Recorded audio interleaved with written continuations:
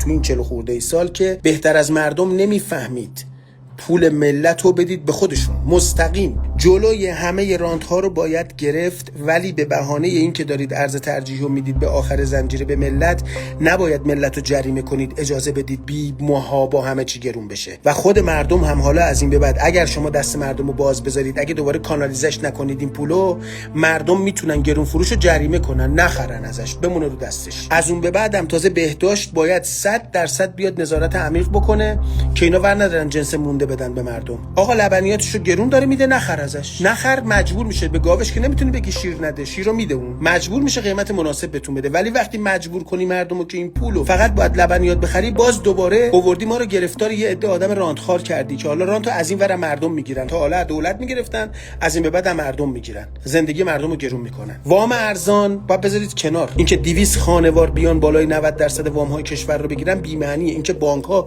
اجازه داشته باشن با پول ملت هر غلطی بکنن، بانک بره سکه بخره، بانک بره ملک بخره، بانک بره دلار بخره، بانک باعث تورم بشه تو این کشور، بانک زیر مجموعه برای خودش درست بکنه، بی قاعده به زیر مجموعه خودش وام های بدون وثیقه بده، پول ملت رو بده به خودش. اینا باید جلوش گرفته بشه. شرکت های دولتی جنساشون رو باید به قیمت آزاد به همه بفروشن، یعنی هر کی رفت فولاد بخواد بخره بهش بدن بخره، و پولش مال مردمه، مال شما نیست، مال مردمه. باید بدید مستقیم به خود مردم. هر انرژی داخل کشور فروخته میشه مال مردمه، باید بدید به خود مردم. پول بنزین رو بده به مردم، پول گازوئیل بده به مردم، پول گاز رو بده به مردم، پول برق بده به خود مردم، چون مال مردمه، اینا مال شما نیست. و تا امروز شما امانتدار خوبی نبودید، باید از مردم عذرخواهی کنید، چه بمونید چه نمونید، و جلو این فساد رو باید بگیرید، چون این فساد آینده کشور رو به مخاطره میندازه. آقا ما داریم از چند میلیارد پول در 40 خورده ای سال صحبت میکنیم، اونقدر بزرگ شدن که یه حکومت که سهل 100 تا حکومت رو میتونن براندازی کنن. جهان منافعه،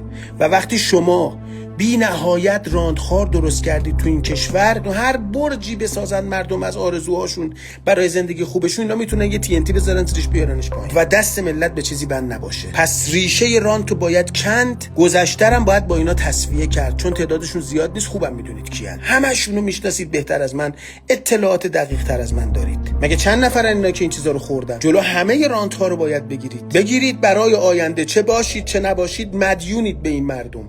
و اینکه آقای پزشکیان،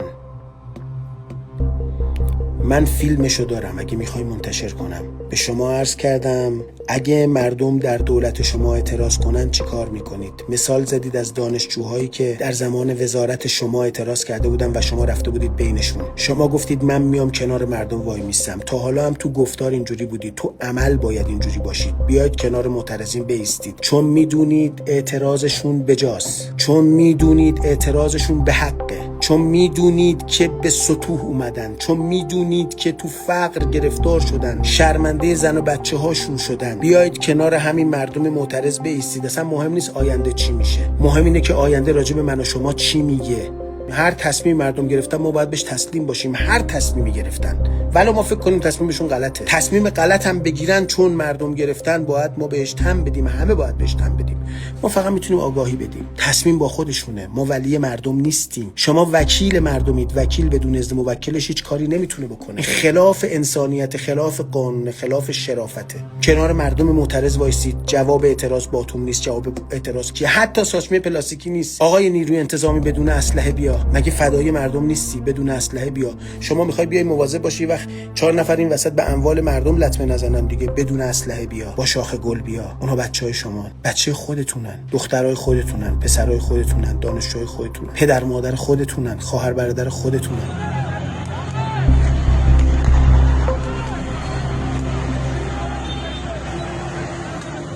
بعضی میگن آقا ولش کن، اصل و فرعش میره.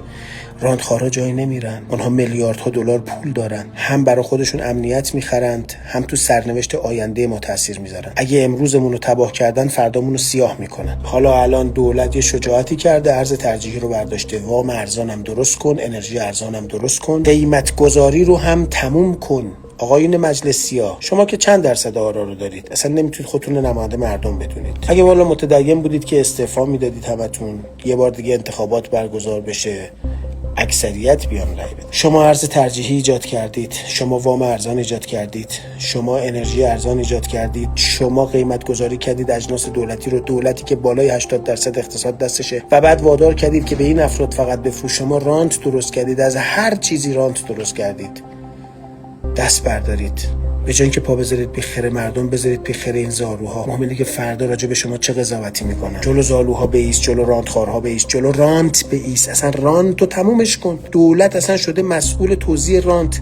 تمومش کن. به این کثافتکاری که بانک‌ها میکنن پایان بده، قوانینشون تغییر بده. کدوم کشور کمترین فساد اداری داره؟ برید ازشون نسخه هاشون رو برید اینجا استفاده کنید. راحت میتونید جلو فسادو بگیرید. حیف این مردمه. به خدا تاریخ وقتی بخونه امروز ما رو میگه چرا باید با این مردم این کارو میکردن. ثروت نه نفته، نه گازه، نه معادنه، نه طلاست، نه نقره است. ثروت ملتن، ملت آگاه. ثروت نخبه های مان. خیلی کشورها اصلا نه نفت دارن نه گاز، وضعیتشون به مراتب از ما بهتره. ثروت این بچه‌هان. آقای نیروی انتظامی، گفتم اون دخترایی که اون روبروتونن دختراتونن، اون پسرایی که اونجا پسراتونن، برادراتونن، خواهراتونن، پدرتونن، مادرتونن. من توصیم به نیروی نظامی ها، به نیروی انتظامی که با اسلحه نه یا بیرون اسلحه. اینا اعتراضشون به حقه. حالا آسیان، بله خیلی هاشون آسیان، اغتشاشگرم نیستن خیلی هاشون، همونه که سنگ میزنن ها. نه از خارج دستور گرفتن نه چیزی. یه عده زیادیشون اینجوری هن. حالا شاید توش 4 تا آدم چیزام باشه، من به اونا کار ندارم، به خاطر 4 تا بی‌نماز در مسجد نمیبندن. اما اگه اون نوجوان سنگم میزنه تو پیشونیمون، باید بگیم یکم بیا بزن اینور، حق با توه، چون حق با اونه. من میگم سنگ نزن، اون پدرته رو به روت وایسه. اصلا مشکل اون نیست بیچاره. اون خودش 8 گرون 9 اون خودش بعد از اون ماشین رو برمی داره میره مسافرکشی، میره یه محله‌ای که نشناسنش. اون خودش از ماست، اون خودش گرفتاره. انسان باشی باید داغدار هر دو طرف باشی. چه این بچه‌ای که تو خیابون کشته میشن، چه حالا از معترضین، چه از نیروهای نظامی، چون 2 تا بیگناه دارن کشته میشن. مقصرای اصلی کجان؟